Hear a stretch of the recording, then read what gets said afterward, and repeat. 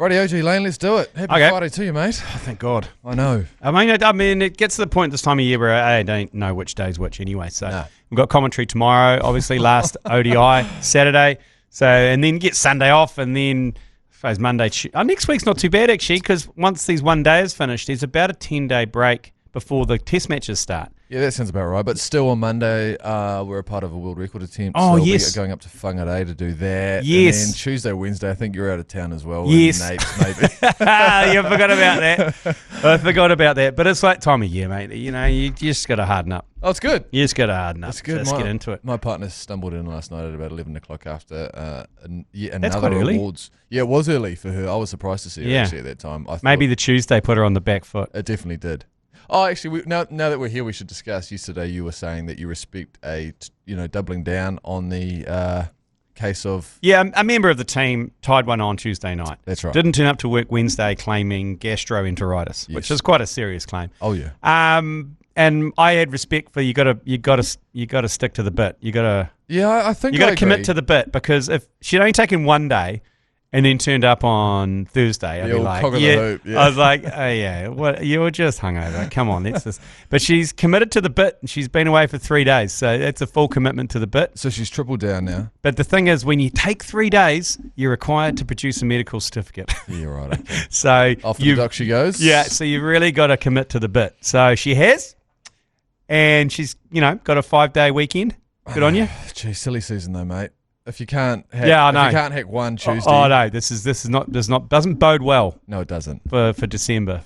Have you seen a list of these top 100 golf courses? It's come out again this year. Golf.com's done yet another list, or another version of the top 100 golf courses in the world. We've got 4 on there, G Lane. 4 out of the 100. Yeah, we've got 4. We've got Kiwi. Tara Iti, which is our highest. That's at 19. We've got both the Te Aro courses, north and south, and then Cape Kidnappers, which is down in the 90s, I believe, this year. Cypress Point in California took our top spot. Oh, nice. And speaking of which, we actually have 2 opportunities for you to win a 4-ball at Te Aro. Huge. So this is a pretty cool opportunity. First of all, there is the swear cards we're doing, which at various golf courses, you'll see they've got them at the in the pro shop. It's basically a little, instead of a scorecard, it's a swear card where you basically note how many swear words are delivered around the course, because, golf courses can get pretty sweary. Yeah, shit, yeah.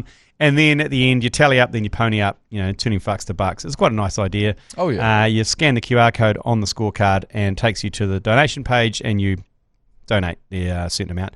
Or you can just tally it yourself, do a swear round, and just text swear to 3236, and you'll go straight to the page in which you can donate. Now, people say, oh, okay, yeah, that's fun. Hey, but every donation you make, every time you enter a swear card and make a donation on that page, you go on the draw to win a custom ping driver from the club rooms. I'm in desperate need for a new driver, actually. A 4-ball at Te Aro. Also in desperate need for a 4-ball at Te Aro. 20 Flexi Club memberships we're giving away. And a chance for 2 VIP tickets to Chasing the Fox. So it's pretty simple for the swear cards. However, we're also doing something else to win a trip to Te Aro, and again with Movember, and that is the Great New Zealand Tee Off, which kicks off this weekend. Now, what that is hundreds of tee times are donated from around the country. You go on there, you bid. There's from Cape Kidnappers through to T-Rail Golf Course. You can bid on those. All the money, they've donated the tee times, all the money goes to Movember. But we've got a special 4-ball, which the Movember and ACC team will host you at Te Aro. All you have to do is go to our Instagram or Facebook and tag 3 mates. And that's it. Too easy. And that's all thanks to the Great New Zealand Tee Off, which, like I said, starts this weekend on Trade Me, so we'll let you know all the links for that. So that's pretty cool. You can go and play with us at one of the top 100 golf courses in the world. And what I will also say on top of that is whenever you guys come back from that, because you do that every year, it seems to me, G Lane, that golf isn't the only thing being played. Oh, no. Yeah. No. Golf's it's a hell of a company. Day. That's it's right. the company. It's a the hell of a day. It's men's health. It's men's health. Well, these are the important things. Health, Mashi. Okay? Yeah, I'm not here to poo-poo. This is what it's all about. It's Movember. It's about men's health. And if men's health is going out on a golf course, at one of the top 100 golf courses in the world and hacking balls into the beach and having a few beers, then so be it. So be it. So be it. Right, we've got a lot to get through today, G Lane. And just what you're talking about there, all those social posts are available on our social posts. Yes. Search for the ACC on social, Facebook or Instagram. Okay, live from the Export Beer Garden Studio, this is the agenda for Friday, the 21st of November. The Agenda Podcast, the home of sporting nonsense and claptrap. Brought to you by Export Ultra. Okay, interesting show, G Lane. On today's show, has Razor thrown the baby out with the bathwater, or does he just think the Welsh are just a little bit shit? A preview of this weekend's sporting fixtures, but most importantly, it's the most wonderful time of the year is this afternoon at approximately 3:20 p.m. Yes. The first ball of the Ashes is set to be bowled. Let's start with the All Blacks, though. Yeah. Razor is up to something. Well, the Grand Slam's off the cards, isn't it? So I would guarantee if we'd beaten England, they would have put out a pretty similar team to the England game to wrap up the Grand Slam, but it's off the cards, so I quite like it. Razor's gone, you know what? It's time to give everyone a run. The only three to survive are Dog Roll, Simon Parker, and Will Jordan, who moves from fullback to the wing. But the rest are completely different. So you've got probably the biggest front row in world rugby at the moment, and Tamaiti Williams, Samasoni Takiaho, the big 50-inch, and Godzilla Pasilio Tosi. That's a big front row. And then, obviously, Dog Roll's captaining. The return of the Dutch rudder, Fabian Holland, had the Spewsies last week, so he's now back. Oh, is that right? Yes, Seaman Porker on the blind side. Then you got Duplessis Corethia start at 7, Wallace Side Titty at 8. And then, so look, still pretty strong. Oh, yeah. But then the back line's one that gets me slightly barred up. Kind of scucky. Yeah. Cortez Ratima, Damien McKenzie, and Anton Leonard-Brown. So it's the Chiefs, pretty much the Chiefs' first three. Then you got Rico Ioane in centre, Will Jordan on the right wing, Jabba the Butt on the left, he's back from injury, and Ruben the Love Muscle at the back. So, I mean, it's a hot step in backline for sure. Yeah, but even the reserves bench, George Bell is there in reserve. Hooker, Fletcher, right of renewal, George Bauer, Josh Lord, Leo Willie, big Willies on the bench, Finlay Christie. So Cam Royce is getting rested completely, as is Bodie Barrett, because you've got Lester Fainganuku and Severed Peace. What I will say as well is seeing Lester Fainganuku on the bench is reassuring, because even just 20 minutes of him is enough for me to get me across the line on Sunday morning. Also, I think Severed Peace will give them a run for their money too, the Welsh. Welsh team. So are the Welsh any good? They have been really shit for a couple of years. They've been struggling quite a bit. They struggled so much that they sacked Warren Gatland, who's the messiah in Wales. Even he couldn't turn this team around. They looked all right in 2003 before we fired up this recording today. We had to sit here and delay today's recording due to the fact that there was a replay being shown of a 2003 game between us and the Welsh. Rugby World Cup, And it was just an great all-timer. Game. It was like 47-38 or something. It was so good. Dougie Howlett running wraparounds. Yeah, right. No, and Sivavatu on the wing. Yeah. They are a bit shit. They have got a W under the belt this year. They beat Japan by 1 point last week. Okay. So that just shows that they're taking that W as a bit of confidence over Japan. So no one's giving them a chance. I think the line is blowing out to like 28 points on the TAB. Which is tough. And the All Blacks are almost unbackable at $1.01. I think they may even remove them from the book. That is, I mean, you've got a team, they've named the team now, dangerous team. It's one of those things that's like this team will either beat them by 60 points or 6 points. Their record's not great, is it? The All Blacks have won 34 of 37. Wales have won 3. The All Blacks have scored 1,219 points on the Welsh in their history, and then the Welsh have only scored 430. I mean, they usually put up a good fight, though. They put up a good fight. They usually put up a good fight. Is it more money than must? Yeah, a little bit. They will come out all fired up because they're playing at the Millennium Stadium there in Cardiff, and any Welsh names I should be aware of, you think? Yeah, Louis Rees-Zammit, number 14. He's come back from trialling out for the NFL. Okay. So he's about the only one of interest there. He's come back. He was trialling out for as a wide receiver, I think. Maybe? So he's got wheels, does he? Yeah, he's got wheels. Okay. Fuck yeah. He's about the only one of any note that is in that team. That's why they're probably in a massive rebuild at the moment. But, yeah, look. I don't know. So, and there's going to be a female referee. Yeah, I thought that was an interesting little nugget. Holly Davidson will become the first female to referee an All Blacks test after being appointed to the final test of the season against Wales. Oh, yeah. Are we familiar with Holly's work? Nah, not really. Okay, well, something to be excited about. this week's TAB Game Day Good Hunch? Yeah, I've gone Cortez Ratima, first, second, or third try scorer, purely because he loves running that support line. Yeah. That inside support line that Cortez runs. If any of Dobro or Wanna Go Ioane break the line, he's there in a heartbeat. He's also surrounded by his Chiefs Mana loose forwards and Wallace Side Titty and Seaman Porker as well. And then he's got obviously Damien McKenzie and Dobro. So I've got him first, second, or third via punt. What is he paying? He is paying $4.20. Oh yeah. So there you go. It's a vibe punt. I've also, don't tell Joe Jury, he's not here today, so I can't get in trouble. He'll find out. I've also gone a bit leery on an anytime try scorer punt. Oh no. And I've stuck $25 of our good money. I put $100 on that one, but $25 and our good money on a try scorer multi. Now just listen to this one, okay? Okay. Jab at the butt anytime. Sure. On one wing. Will Jordan on the other to score. Samasoni Takiaho with a pushover. Yep. Duplessis Karifi muscling his way over and celebrating like... You're up to 4? Yeah. Okay, and you can also put money on the celebration. That's amazing. Sneakers scoring as well. So it's a 5. Yeah, I love that. So that's paying $32. The 2 wings, the halfback, the hooker, and the open side. Get amongst. So yeah, I mean... The likelihood of Cortez being... The only thing that you got to think of is Cortez and Samasoni will both be replaced at the 60th minute. Yeah. That's the standard. Yep. And Duplessis potentially for the last 10 as well. So. And who was it coming off the bench? Did you say? Oh, Christie, the halfback. Yeah. Okay. So that's the only risk there. They've got to score those in the first half. And then hopefully Caleb and jab at the butt and Goodwill Jordan. So anyway, I've gone leery on that. That's unauthorised punting there, by the way. So I'll expect a text message from Joe saying, what are you doing? Yeah, there'll be something passe coming through at about midday, I imagine, once he gets this audio. Let's take a break. 4 a.m. Sunday. You getting up? You want my honest response to that? Yeah. No. Neither. I will probably be up at 6, I imagine, and I'll probably watch the replay, but I'm not getting up at 4. Yeah, I'll be going up that replay as well. Let's take a break, and then you can come back and tell people about LA. Look, before we get into probably the greatest thing we've ever given away, if you're listening on iHeartradio right now, this is directed at you. There's a preset button you'll find on your iHeartradio app where you can just press it and this podcast will go up into your presets at the top of your screen. Mm-hmm. Do that right now, please.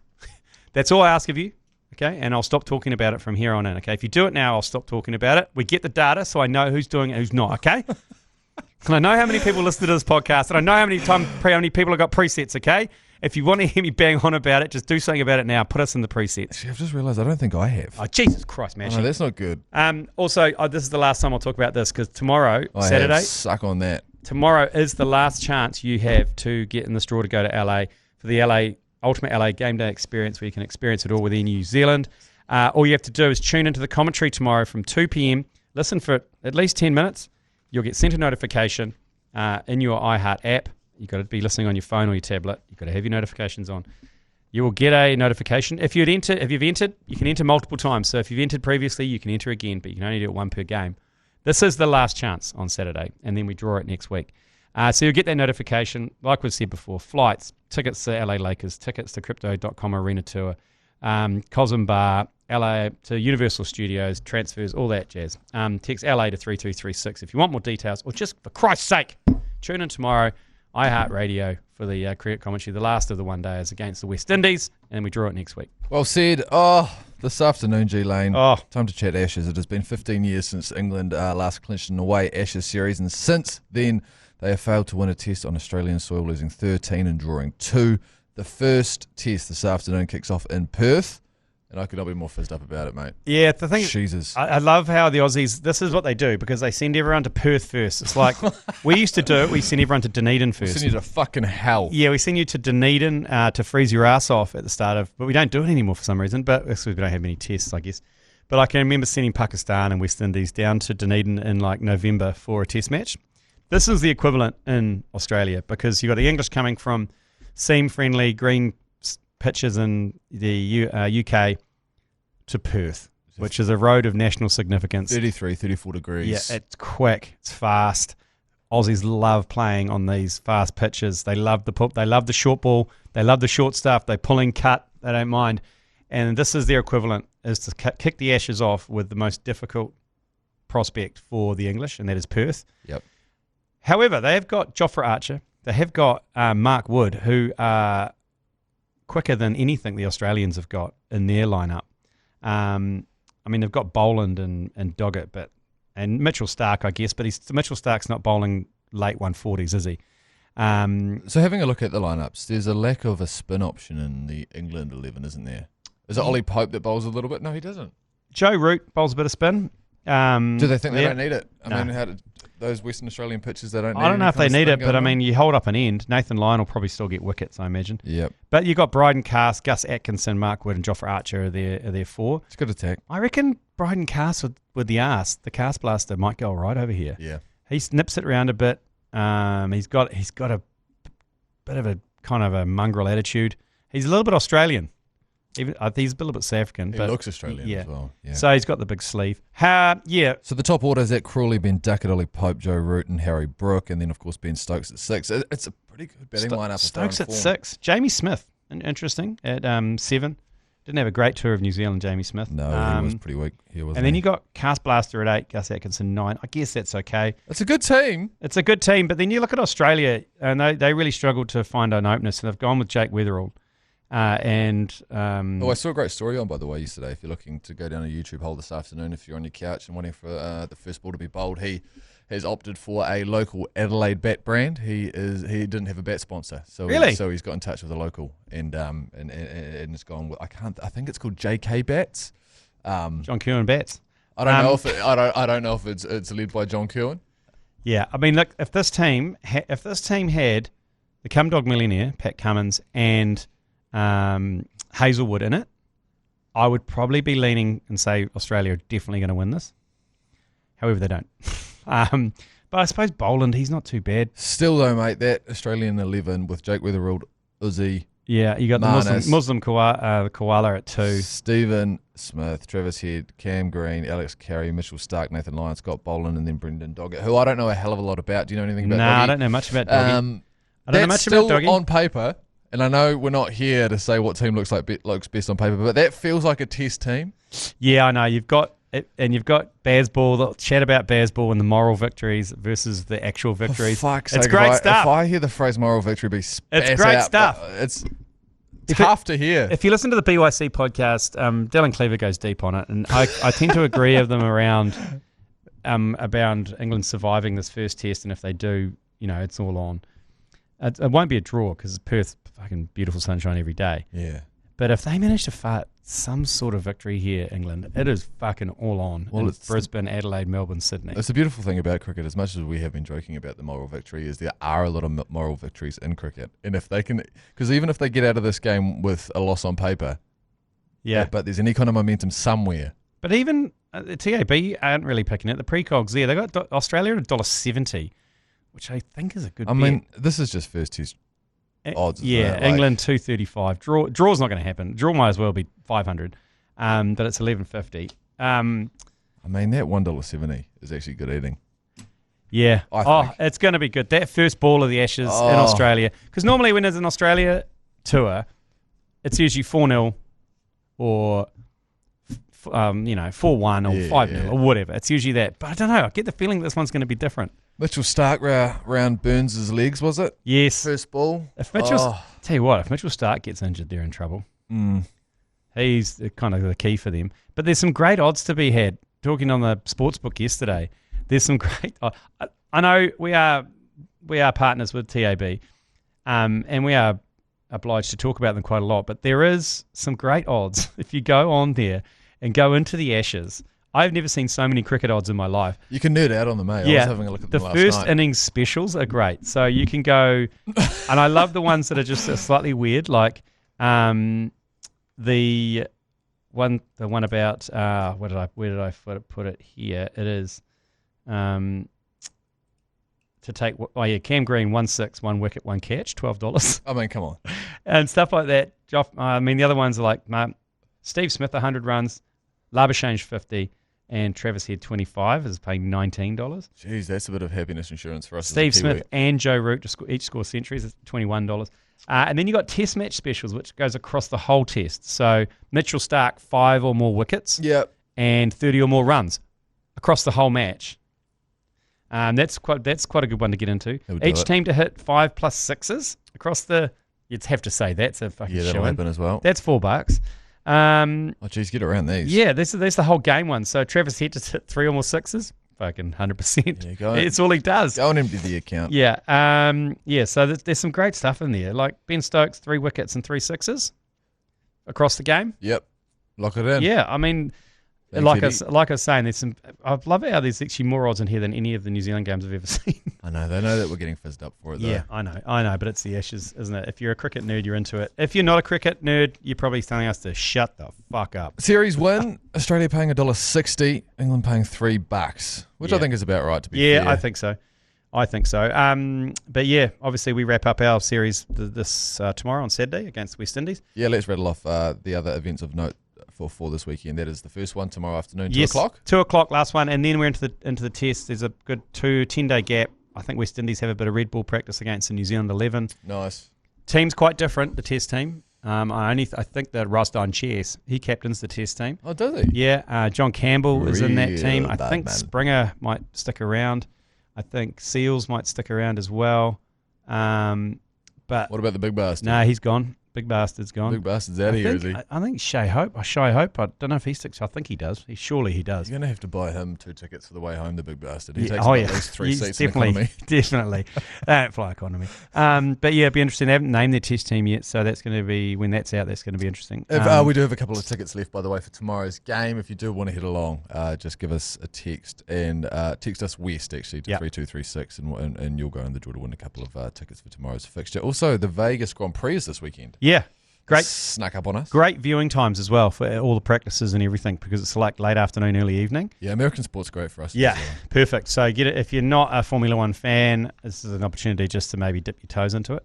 Yeah. It looks like a hell of a weekend. Also set to have an economic benefit of $1.5 billion in Vegas, and then also the Wellington Phoenix have Adelaide at 5 p.m. on Saturday. Economic benefit here of about $350 I've got. And then AFC, Sunday afternoon, 3 p.m. Is that a home game? Home game. Oh, nice, 3 p.m. See, that's good shit. Yeah, that's on. That's get the kids in there. That's good stuff. Chuck them on a Ferris wheel. Yeah, Newcastle. Sell them an expensive hot dog. Are they still top of the table? Get them home by 6. AFC? Yep. Nice. They sure are. Nice. Wellington are struggling. Yeah, okay. That's about it. Do you want to give a bit of a push for this podcast that we've just brought out? Yeah, well, you would have, if you're on this feed, you would have been served it already, and that is the first of our Blast from the Past series. So we did the Versus series earlier in the year. This one here is brought to you by Karcher Water Blasters. So basically, we're picking games that have, not necessarily been covered in the past, but should be in terms of their significance. Full on under the radar, yeah. Kick off with cricket, and we kick off with the Benson and Hedges Cricket World Cup 1992. Game 1 against Australia. Famously, we won the game. There's no spoilers here. But the lead up to it is really fascinating and interesting. Like, there was almost a captaincy revolt.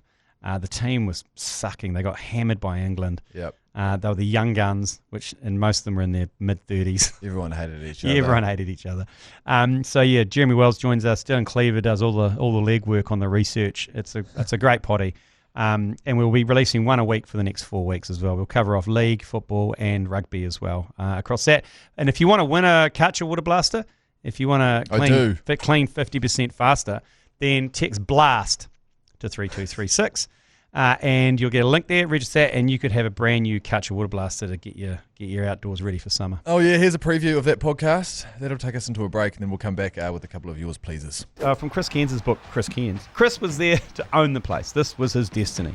He initially fed the strike to his skipper, but suddenly it was the last over. Crow was on 99. Cairns hit 2 fours from the first 3 balls off Steve Waugh. The crowd was starting to go berserk. And I think Cairns thought it was because he was buffing the Aussies, but it was as much because they wanted Crow on strike. The Aussies started giving it to Cairns, telling him he was selfish and screwing things up for Crow. I love it. Classic Chris Cairns, obviously. He was never going to back away from the Aussies chirping him. In those days, we would have definitely taken a Crow 100 and New Zealand scoring 8 less off that final over. So people were getting really antsy. Because Eden Park was different then, off the fourth ball, Cairns found one of those really deep pockets. Yeah. And they ran 3, so it worked out perfectly. But make no mistake, Cairns was trying to hit that ball before as well. So again, a team that hates each other. But he gets the strike, 2 balls to go. And Crow plays one of the oddest shots. A late cut Late almost. cut. Yeah. Gets an under edge and just Straight to gully. Cairns he's already committed. He's coming down the crease, full stretch dive. The wall misses the direct hit and chaos ensues. Chris Cairns dives. Yeah. He definitely should have been run out. The crowd go wild. They've decided to celebrate. Martin Crow's celebrating. Next thing you know, half the crowd are on the pitch. So the ground has to be cleared for one more bloody ball. And then they did it again. And you could see Martin Crowe celebrating with people patting him on the back. You realise what you were. You're a man of the people. You were doing it for the people, and the way that people like a gladiator. Yeah. Are you not entertained? They'd gather around you. It was brilliant.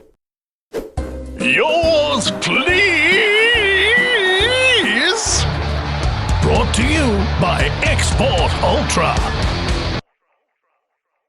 Better to my mic's back on. This is the part of the show, obviously, where you send us some feedback and we get to it. And a big thank you to those first-timers, those yours please virgins that have just banged the microphone button and left us a message. Even if you just want to go, g'day, and hang up. I don't care. We'll play it out. You know, it's not frowned upon? It's not frowned upon. It's just an interaction. We've had all sorts. We've had people farting, pissing, shitting in them.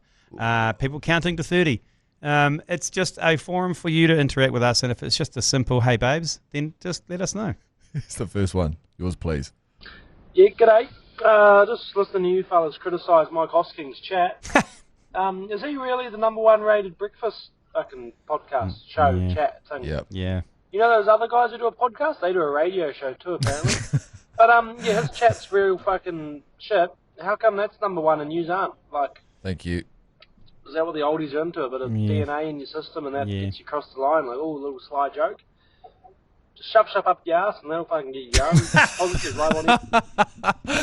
Yeah, unfortunately, the Hoskies #1 by miles. By a long way to contributor. But we can do with your help, to be honest, because we don't have any advertising budgets. We don't have billboards or bus backs or like the Hosk does. No, wearing tartan blazers. We kind of rely on you guys to tell other people to listen or press the subscribe and like or whatever on the iHeart app or the Spotify or Apple or wherever you listen to your podcasts.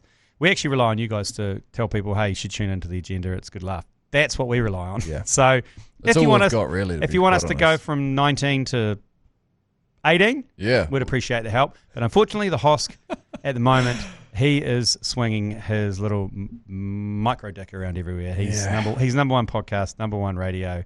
Yeah, he pretty much. That's why he drives a Maserati and lives in Matakana. 18, something to aim for. Would you drive? If I was that rich, I wouldn't buy a Maserati. Though, How long does it take to get to Matakana? Oh, well, he comes to work at 3:30 in the morning, and then he's out by 9, so he misses all the traffic. What's that town that's just north of us here that you used to have to drive through, but now the bypass goes around? Warkworth. Yeah. I was speaking to a lovely couple at a Black Clash event. I think it might have been last year in Christchurch, and they were saying that there's allegations that are coming in that he actually lives in Warkworth, but he says Matakana. He says Matakana because it sounds better. Well, he lives on an estate. Yeah. Let's be honest. But yeah, like I was saying, if I was earning that much, I don't think I'd drive a Maserati. What are you going with? I don't know. Porsche? Nah, I don't know if I'd go European. I think I'd go a really nice. I'd just go the new Corolla, Toyota Land Cruiser. Yeah, that's nice. The big one that's got screens in the back and stuff. It's like it's not completely ostentatious, but it's decent. What are these BYDs that I see driving around everywhere? The Chinese electric car. Is that what they are? Yeah, the Chinese made. They're the ones that are dealing to Tesla. And they got great names, actually. They got the Dolphin, the Seal. Yeah, and then their truck is the Shark. The Orca, the Shark. The Shark's, I'm not sure about the Shark. It's a big unit, and it's a hybrid. I don't think that's a thing, eh? That's not purely EV, that one. That's their hybrid. Okay, so you're going for the Land Cruiser. I'm going for the Toyota Land Cruiser. Brand new Land Cruiser. Yep. Toyota Land Cruiser. Because you can really spec those motherfuckers out and not look like a fuckwit. Yeah. I've got Hilux in my DNA. I can't get rid of it every time I drive past a Hilux in North Canterbury. Are you lowering it? Jizzes slightly. Are you lowering it? Yeah, I'll lower that bitch. Yeah, you lower that bitch. Are you going for like a kind of mid-90s Hilux and lowering that bitch? Yeah, I think I'd have to. Yeah, you can't go for the new one. The Toyota dealership on Great South Road, I mean, Jesus, where are we right now? Has a couple of those mid-90s Hiluxes that have been specced out to the fucking nines, and they are beautiful. And when Lotto was 55 mil last week, I was saying to Loz that, one of those is coming home with us. My father-in-law had a Hilux. They're about 150 grand. That he kept in Taupo, like an old one. He'd replaced the engine twice on it. He fucking loved it. It was a fucking great weapon. And he used to cruise up the rivers up there to go fly fishing, and we said, be able to fucking launch the boat with this old Hilux. As a manual as well, so I stalled it on the boat ramp numerous times. It's a Kiwi dream. But he replaced the engines twice, and it was starting to get a bit fucking dicey. And he stuck it on Trade Me, and he completely underestimated the fever for those kind of late 90s, early 2000s Hiluxes. People fucking from youngsters who want to fucking dump it down and put fucking lights all over it and shit. Yeah. And the auction went fucking mental, and he sold it to this young kid. And, I think he did all right out of it. I mean, for the fact of what it was. And I've kept in touch, and he sends him photos of what he's done to the... Oh, see, that's a cockle warmer. Yeah, and so he's like, check out what this kid did to the Hilux. And he's like, he stripped it all down. And he's like, fuck, he's got these massive mags on it. He's got like LED lights underneath it. He's fucking chromed it out. It's so funny. So it's pretty hilarious. He's stoked that it's gone to a kid who's actually spending thousands on it to dump it out and look like a fucking king driving around. I don't know where he lives, from the Hawke's Bay or something. Oh, get in touch. If you were on Mike Hosking's money, what car are you buying? Final one of the day. We're just going to do two today. We've got places to be, people to see. So next one, yours, please. Oh, there, fellas. Just trying to conjure up a bit of hate towards the Aussie cricket team pre-Ashes here. Yep, good. And I've just come off the back of watching Crossing the Line. For those of you that don't know, it's a documentary on Sandpaper Gate from the perspective of the Saffers.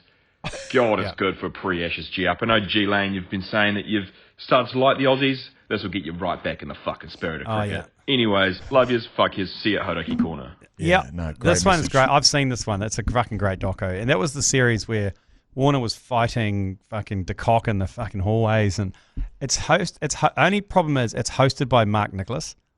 This doco, it's fucking annoying.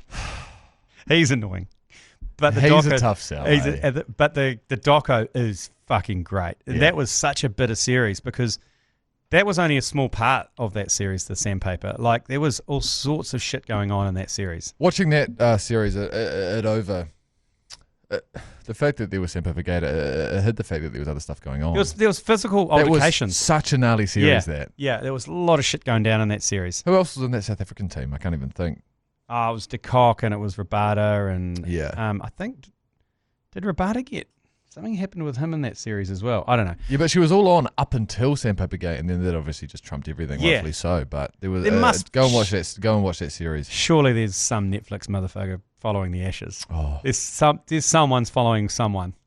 I can't wait. Someone's following someone because there's something definitely going to happen. There's definitely going to be some sort of dramas. If you got Baz and Stokes involved, you got Southey in the background as well. Like you got the Barmy Army there. You got Southey in the background. Fuck, he'll be chirping away. Like I'm surprised they haven't put him out there to chirp away. Actually, up the Poms there. I've said it. Yeah. Well, are you going the Poms? Are you? Fuck yeah.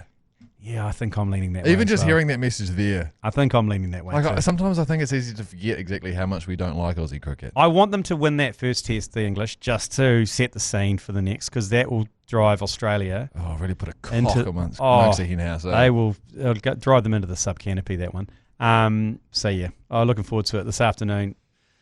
3:20, boom, knock off work. Get your work out of the way. It's the perfect time. Get your work out of the way. In the weekend, get your family shit out of the way. Get your duties out of the way with your partner or whoever and just park up. Open those French doors. Let the breeze flow through. What an absolute stunner it is here in Auckland, by the way. I think it is everywhere this weekend. Yeah. So just let it all happen. Let the cricket wash over you and just have a nice opening to summer this weekend because I think we all deserve it. Have a beer too. Fuck it. An Export Ultra. I might have one now. Shall we wrap this shit up? Yeah, okay. Let's do it. Okay. All right. Okay. Bye. Been busy. You've been listening to the ACC's Agenda podcast, brought to you by Export Ultra. For more episodes, like and follow on iHeartradio or wherever you get your podcasts.